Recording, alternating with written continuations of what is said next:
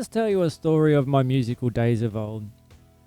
This one's a funny one. This particular day, me and my band at the time in the headset, we had a gig down the coast at an open air all ages show, and then a few hours later we had a gig up the coast in a pub.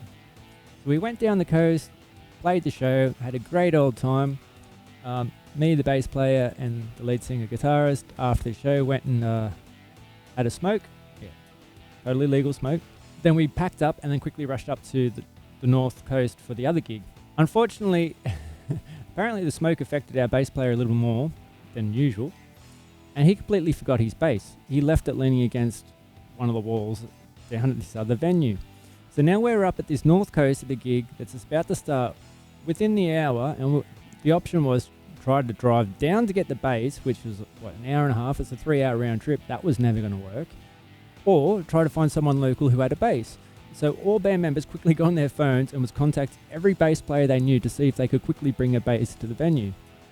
Thankfully, there's a fella called Jerry who I previously hadn't met but turned out to be a dead set legend.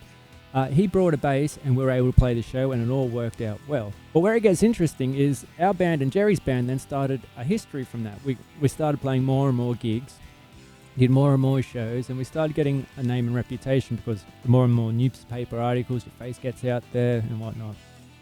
One of the particular gigs we're supposed to play at got cancelled. I can't remember why. I think it may have been a gas leak or something. But anyway, the whole establishment was shut down for the day, all cancelled. And Jerry's like, nah, fuck that. I want to play music. That's my therapy. A man after my own heart, of course. So we went back to his house and set up in his backyard and just played a gig. One band played the other band played the other band. What was really funny about this is we had the cops show up. They were banging on the front door. We didn't know because we're out the back playing live music loudly. The cops had then come around the back to see what all the commotion was for.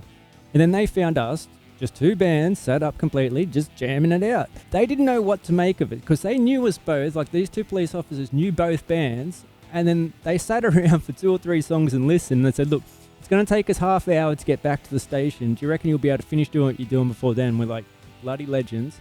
Yes, we can.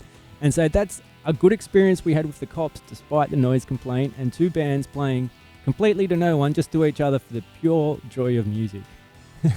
Good times, good times. That was a good story and a good memory, that one. All right, rock on.